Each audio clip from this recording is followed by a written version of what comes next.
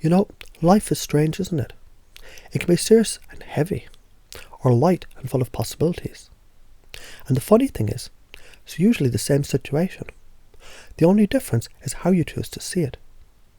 And the moment you change how you see it, everything shifts. It's fascinating how some people get stuck, trapped by their thoughts, their stories, like old clothes they refuse to take off, even when they don't fit anymore. They cling to the ideas that hurt them, carry beliefs that weigh them down, repeating patterns that make them feel even worse. And yet, all it takes is one little shift, one moment of seeing it differently, and suddenly, they feel free again. That's what humour is. It's the key that unlocks perspective. It's the soft whisper in your mind that says, hey, isn't this kind of ridiculous? Once you notice that, once you really see how absurd something is, you can't unsee it. Like when someone tells me their grand master plan for misery.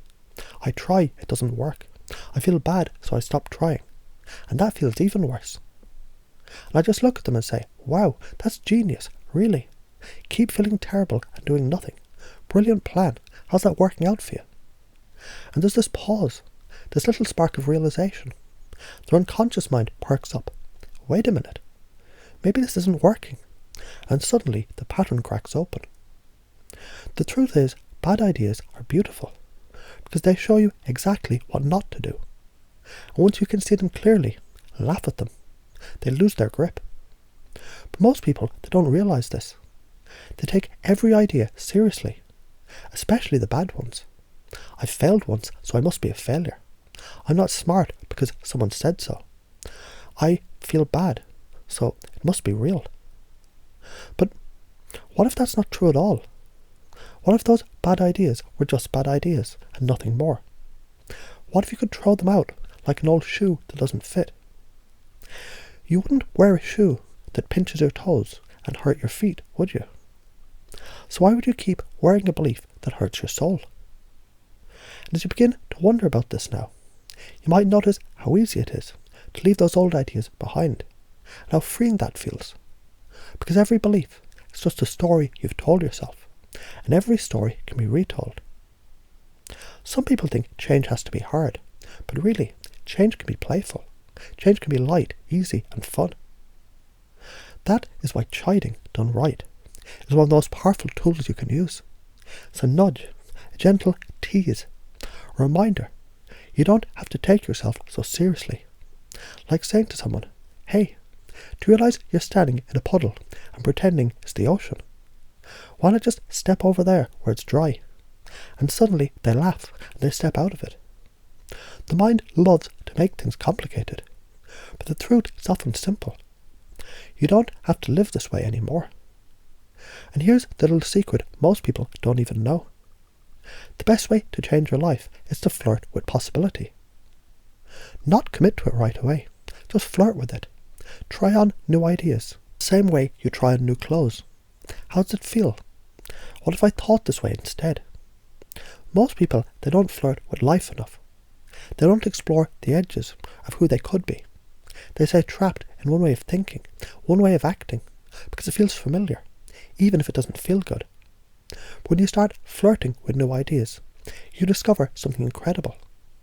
There's more to you than you ever imagined. You can think differently, act differently, and feel free. Some people think being smart is about knowing all the answers. But that kind of smart can be lonely. I've met geniuses who can calculate the trajectory of a comet, but they can't talk to another human being without breaking into a cold sweat. And I've met people who couldn't pass a single test in school, but they could light up a room, connect with anyone, and live a life full of joy. So I ask, what kind of smart do you want to be? The kind that gets trapped in your own head, or the kind that dances through life, learning and growing and laughing all along the way? Here's another secret. You don't have to fix everything. Some things aren't worth fixing. Some ideas, some beliefs, some patterns. They're like broken chairs with 3 legs. No matter how hard you try to fix them, they'll never stand upright. So why waste your time? Replace an old, painful belief with a new, empowering one. Replace stuck thinking with a playful curiosity. Replace heavy seriousness with light, easy laughter. It's like renovating your mind. You don't have to keep the old, mouldy walls. You knock them down and build something better. And the best part, you get to design it. So maybe it's time. Time to stop believing everything you think. Time to try new ideas. Time to flirt with life and discover what else is possible. Because as you do that, you'll find life can be a lot easier, a lot lighter, a lot more fun. And maybe, just maybe, that's how change happens. Not through struggle, but through play. So why not start now? Try something new.